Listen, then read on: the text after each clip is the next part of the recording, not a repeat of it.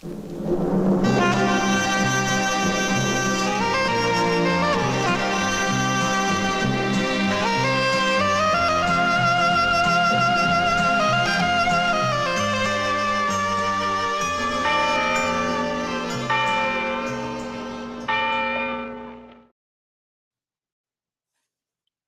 everyone. Welcome to another episode of the Spaghetti Westerns podcast. This is season 3, episode 13, overall episode 78. Today we'll cover history of the Spaghetti Westerns. We're going to talk about the Coyote movies, the Coyote and Judgment of the Coyote. Whatever became of segment will be Chuck Connors. Who are those guys? The great Frank Brana. Film of the week, I'm going to talk about with Cemetery Without Crosses. I'm sorry. CD of the week is a double, The Specialist and 15 Scaffolds for a Killer.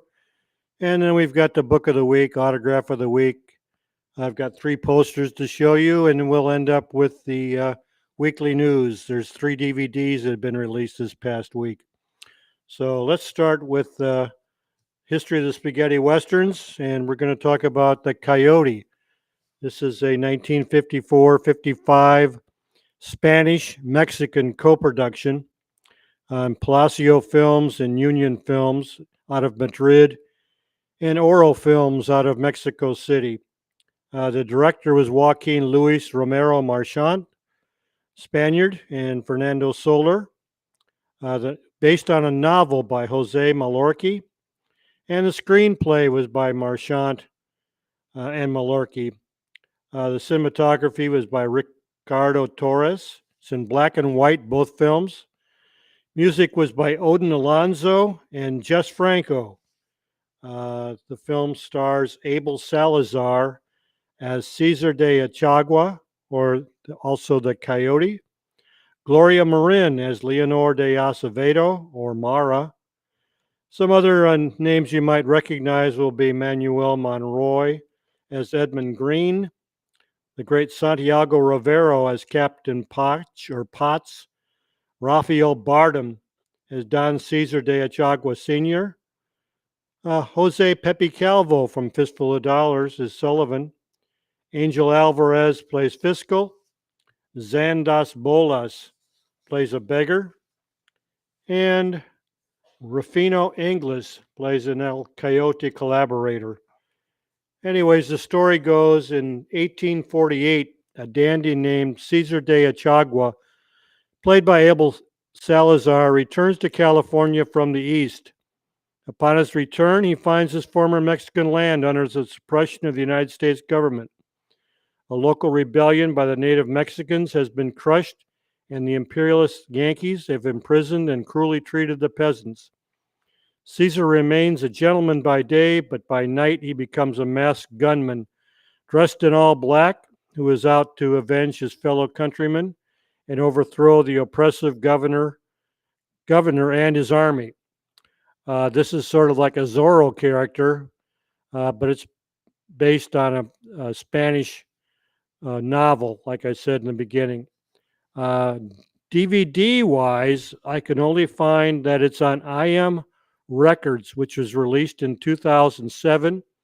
You can find a copy on YouTube. It's a great print. I looked at it today for a while. So check it out there. It's a must-see for spaghetti Western fans. We'll get in a bit here to the biography of the lead actors. First one is Abel Salazar, who plays Cesar de Achagua. He was born Abel Salazar Garcia in Mexico City on September 24th, 1917.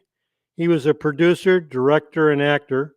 He was married to actress Gloria Marin, who is his co-star in these movies, from 1958 to 1960. He's probably best remembered, though, for his role in 1962's The Brainiac. Salazar died in Cuernavaca, Mexico, on October 21st, 1995. He was 78. There's the Brainiac with that fake rubber tongue that you see. Next, we'll talk about Gloria Marin, who plays Leonora de Acevedo, or Mara. She was born Gloria Mendez Ramos on April 19th, 1919, in Mexico City. She was considered one of the great female stars of the golden age of Mexican cinema. She performed for almost 60 years and filmed over 100 motion pictures. She was married to Jorge Negrete and later to Abel Salazar. Marin had one daughter, Gloria Virginia Guadalupe Ramos Luna. She died of emphysema in Mexico City on April 13, 1983, 6 days short of her 64th birthday. Then we'll talk about Manuel Monroy, who played Edmund Green, the chief villain in the Coyote films. He was born Manuel Monroy Aregua in Barcelona, Spain on December 18, 1921. He appeared in almost 40 films from 58 to 68 and died on March 26, 1964 at the age of 72. Then the other co-villain was Santiago Rivera, who played Captain Poch, P-O-C-H, or Potts. Santiago Rivero Morero was born in Arucas, Las Palmas, the Gran Canary Islands, Spain in 1902. Rivero made nearly 200 films. He most always played a supporting actor, usually playing authority figures such as police or military. He was also a notable voice actor, lending his voice to such actors as Charles Boyer, Cary Grant, and Laurence Olivier. He appeared in 22 spaghetti westerns from 1954 to 1970, and he died in Madrid on August 5, 1982. He was 80 years old. Following up back-to-back to Coyote was The Judgment of the Coyote, whose Spanish title and Mexican title was Justicia del Coyote. Also directed by Jose Romero Marchant, screenplay by Marchant, and Jay Chamor, who is actually Pedro Chamorro. Cinematography was by, again, Ricardo Torres, and music was by Odin Alonso. This story is about the sequel to The Coyote. Cesar de Achagua, also the El Coyote, continues his fight against injustices and abuse committed by the U.S. military against the Hispanic people of California during the middle 1840s. At the same time, he tries to win the hand of the lovely Leonora da Acevedo. So this has a love interest in it more than the first Coyote film. Same characters. Abel Salazar plays Cesar del Chiagua, El Coyote. Gloria Marin plays Leonor de Acevedo, or Mara. Manuel Monroy plays Edmund Green. Rafael Bardem plays Don Cesar de Achagua Sr. Carlos Otero, spaghetti western regular, plays Ricardo. Mario Moreno plays the sheriff. And Cardenas is played by Jose Riesco. I could not see that this is available anywhere on video, DVD, or Blu-ray. It is on YouTube, though, if you want to pick that up and take a look at it there. Good print. Now we'll move on to our segment on Whatever Happened To, and this week we'll talk about Chuck Connors.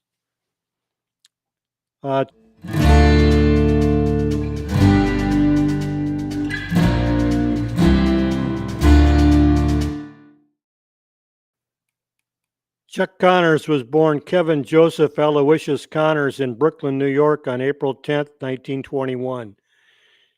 He was only one of 13 athletes in the history of American professional sports to have played both Major League Baseball with the Brooklyn Dodgers in 49 and Chicago Cubs in 51, and the National Basketball Association, where he played with the Boston Celtics from 1947 to 1948. Connors attended Seton Hall University in New Jersey, but left after 2 years to accept a contract to play professional baseball. He played on 2 minor league teams in 40 and 42 before joining the U.S. Army when World War II broke out. Connors realized that he could not make a career in professional sports, so he decided to pursue an acting career. Playing baseball near Hollywood proved fortunate, as he was spotted by an MGM casting director and subsequently signed for the 1952 Spencer Tracy Katharine Hepburn film Pat and Mike, performing the role of a police captain In 1953, he starred opposite Burt Lancaster in South Sea Woman, and then as an American football coach opposite John Wayne in Trouble Along the Way. With a 40-year film and television career, he is best known for his 5-year role as Lucas McCain in the highly rated The Rifleman series from 1958 to 1963, a role he had to beat out 40 other actors to obtain. After The Rifleman ended, he starred in Branded 65 to 66. He then ventured to Europe where he appeared in 5 Euro westerns, Kill Them All and Come Back Alone in 1968 as Clyde McKay or Link, The Proud and the Dam in 68, Sergeant Will Hansen, The Deserter in 71 as Reynolds, Pancho Villa in 71 as Colonel Wilcox, and Garden of Venus in 1979 as Jonathan Drake. Returning to the U.S., he would go on to co-star 1987's TV series The Werewolf. In 1991, Connors was inducted into the Western Performers Hall of Fame at the National Cowboy and Western Heritage Museum in Oklahoma City, Oklahoma. Chuck was married 3 times and had 4 sons. Connors died in Los Angeles, California on November 10, 1992 from lung cancer. Next, we'll talk about who are these guys, and we'll talk about the great Frank Brana.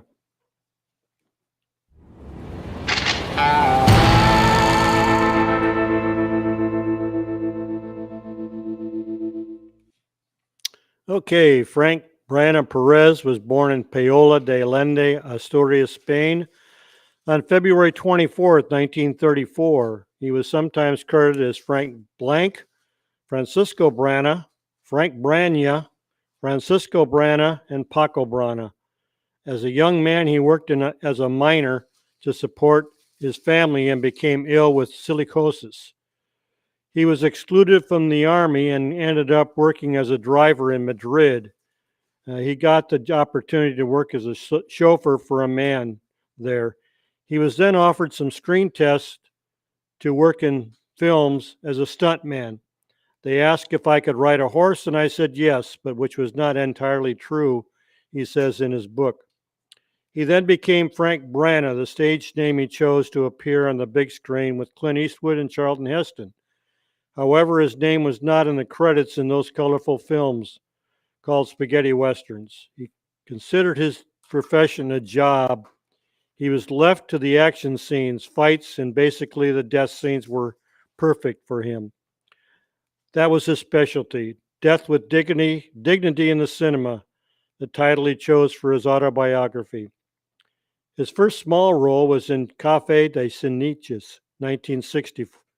He then went from there to appearing with Charlton Heston, which was a huge step. Frank participated in King of Kings in 1960 as a Roman soldier with Carmen Sevilla. A Fistful of Dollars followed in 64, and then for a few dollars more in 65 as Blackie. In the 60s and 70s, Hollywood greats were leaving America to appear in Spanish and Italian westerns, and Frank appeared with many of them, including Clint Eastwood, Lee Van Cleef, Henry Fonda, Charles Bronson, and Jason Robards. Brana appeared in 59 Euro westerns over his long career. Frank was honored at the 2011 Almeria Western Film Festival only a few months before dying of respiratory failure on February 13, 2012. He was 77. After this broadcast, when it's posted on YouTube, I'll post all his films. I've gone back and posted the filmographies of all the actors we've covered from episode 1 to this episode here. So if you want to go back and take a look at their filmography, they'll be posted there on YouTube. Some of his major roles, though, were in Murrieta in 64. He plays a rapist. Fistful of Dollars, he's one of the Baxter henchmen. As I've said, he played Blackie in For a Few Dollars More. 65, he's a widow's ranch hand in 66 in The Big Gun Down. He was one of Templar's henchmen in the Django Kill in 66. He appears as a bounty hunter in the opening of The Good, the Bad, and the Ugly in 66. Plays Wade Dempsey in The Ugly Ones in 66. Jason in Face to Face in 67. Berger in 68's I Want Him Dead. One of Frank's henchmen in Once Upon a Time in the West in 68. He plays Bill in 69 in Gringo. 69, he plays a character named Mortimer in The Price of Power. He plays a deputy sheriff, 1970, in Light the Fuse, Sartana is Coming. Plays a sheriff, 1971's Let's Go and Kill Sartana. He plays Brad in 1973, Supermen of the West. And Jim Bedford in 1985's Texan Lord of the Deep. Okay, next we'll cover Film of the Week.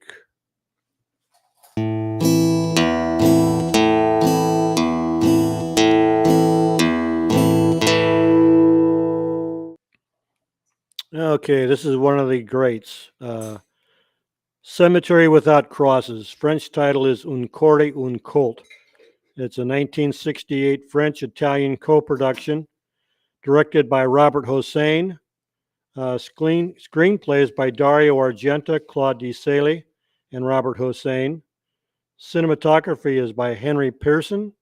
Music is by Andre Hossein, that's Robert's father. And the song, which we're all familiar with, sung by Scott Walker, is A Rope and a Colt. The leading cast members are Manuel, played by Robert Hossein. Maria Cain, played Michelle Mercier. Joanna or Diana Rogers, played by Anne-Marie Boleyn. Thomas Cain is played by Lee Burton. Eli Cain by Michelle Lemoyne. Hotel Clerk, which is often credited as Sergio Leone, is not. It's Chris Huerta. Will Rogers is played by Daniel Vargas. He's the father of the Rogers clan. Ben Cain, who plays Michelle's husband, is played by Benito Stefanelli. Sam Valley is played by Antonio Molina Rojo. And one of the Rogers ranch hands is Lorenzo Robledo. And the barman is Angel Alvarez. The story goes as such. Ruthlessly pursued by the Rogers family following a dispute over cattle, Ben Cain, played by Benito Stefanelli, is chased back to the Cain ranch. Despite his wife's, Maria's, Michelle Mercier, desperate pleading, the Rogers family hangs Ben Cain, forcing Maria to watch. Consumed with revenge, but finding her two brothers-in-law reluctant to assist, Maria enlists the help of Manuel, a former lover played by Robert Hossein. Manuel, presumably preoccupied with the past, wears a single black glove and lives alone in a ghost town. Manuel agrees to Maria's plan with reluctance, in part because of his deep feelings and attraction to her. Manuel finds employment as a foreman at the Rogers Ranch and surreptitiously kidnaps Pa Rogers, Daniel Vargas' only daughter, Joanna, played by Anne Maria Boleyn. With Joanna as the bait, Maria will be in the perfect position to extract her revenge on the Rogers, but things don't turn out quite as planned. Some of the highlights of this film are the film opening credits, which shows Rogers ranch hands chasing Ben Cain with probably the best main theme song of the genre, A Rope and a Colt, sung by Scott Walker of the Walker Brothers. The film's ghost town, where Manuel lives, is almost gothic looking and adds to the great atmosphere of the film. The most bizarre scene in the film is the Jack-in-the-Box scene at Rogers' dinner table. That's a must-see. Every time Manuel puts on his glove, a shooting is about to take place. The film builds to its anticipated climax, but with a twist at the end, which makes the film a classic, much to the style of The Great Silence. This thing is available on Blu-ray from Arrow Films in the UK, the USA, and Canada. Research Entertainment in Spain, and DVDs are available at Analyst, Boy Omega from Germany, Timeless Video USA, Research Entertainment in Spain, SPO Entertainment, and Happiness Entertainment in Japan, and Versatile Video and Ocean Pictures in Brazil. The Arrow Films also contains, besides the Blu-ray, a DVD copy. That's the one I'd pick up if I needed to get a copy. The bios we're going to cover on the actors are the following. Manuel, played by Robert Hossein, born Robert Hoysenoff on December 30th, 1927 in Paris, was a director and writer. He was one of France's great leading actors and directors of the 60s and 70s. The son of orchestra conductor André Hossein, he was the screen partner of leading ladies like Brigitte Bardot, Michelle Mercier, Marina Vladi, Stephanie Audran, and Claude Jade, and Sophie Loren. Jose died in Essay, Les Nancy, France on December 31st, 2020. He was 93. Next is Maria Cain, played by Michelle Mercier, born Jocelyn Yvonne Renee Mercier on January 1st, 1939 in Nice, France. She was an entrancing French leading lady of Continental films, best remembered as the fetching and seductive title in the title role of the Angelique film series of the late 1960s. She's still with us. Next is Thomas Cain, played by Lee Burton, born Guido Lollobrigida on September 24th, 1928 in Rome, Italy. He's a cousin of actress Gina Lollobrigida. He was an Italian actor and race car driver and died in 2013 at the age of 85. Then we have Eli Cain, played by Michel Lemoyne. He was born Michel Charles Lemoyne in Pantin, France on September 30th, 1922. He was a French director, writer, and sometimes film actor. He drifted into softcore erotica and more explicit hardcore fare in the late 70s that were he did these using various pseudonyms. Among them were the film Seven Women for Satan, which was sexually given an X rating and banned in France. He died in Vincennes, France on July 27, 2013 at the age of 90. And last but not least is Joanna Diana Rogers, who is played by Anne Marie Boleyn. She's one of these mysterious actresses I have no information or bio on. All I know is she appeared in 2 films, Cemetery Without Crosses and Judge Roy Bean. She evidently was a model and appeared in a June 1969 issue of Playmen magazine where she appears on the cover. Both the films that she was in were both Robert Hossein starring roles, so he must have had some type of influence in giving her roles. If anyone has other information about her, please let me know. I've been searching forever about her. Okay, then we're going to talk about Book of the Week.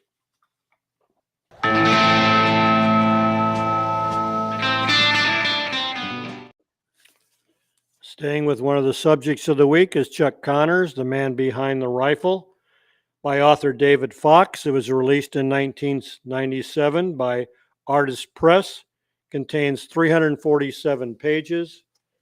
It is a complete biography, pictures, and it's a great read. So if you get a chance to pick that up, it's still available. Next, we'll talk about CD of the week.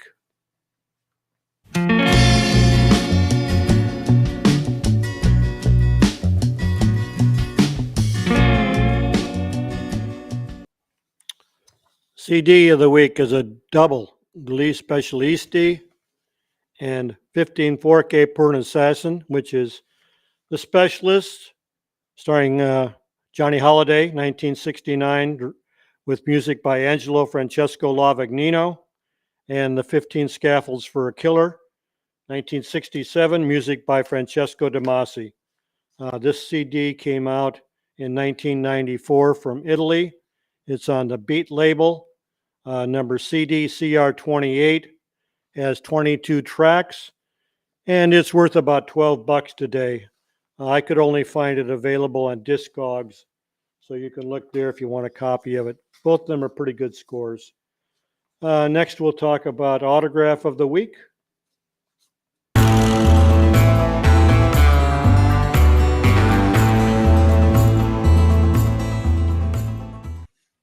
Okay, this one is by Roberto Del Agua, who plays one of the brothers in Up the McGregors. It's the sequel to Seven Guns from the McGregors. Robert Woods didn't like making sequels. In fact, the Pecos two are the only ones he ever did as a sequel. So he's not in this one. He didn't make a starring role in that one. So I've got an autograph by Roberto Del Agua. Okay, now we're going to have 3 posters I came up with this week, Chuck Connor posters, and I'll show you those quickly.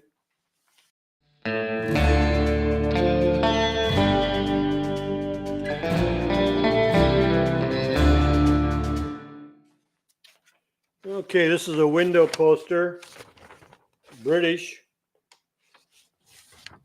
of Kill Them All and Come Back Alone. Then I have the American Deserter poster.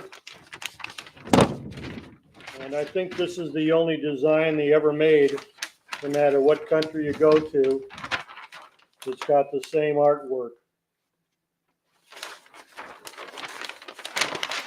And then the last one I've got, pull that out of the way, is a German Pancho Villa.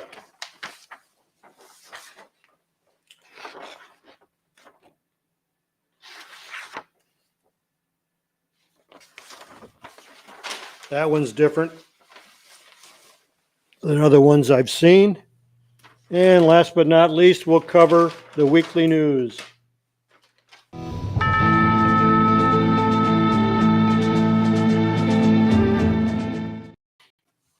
Okay, no passings this week, so there are 3 DVD releases.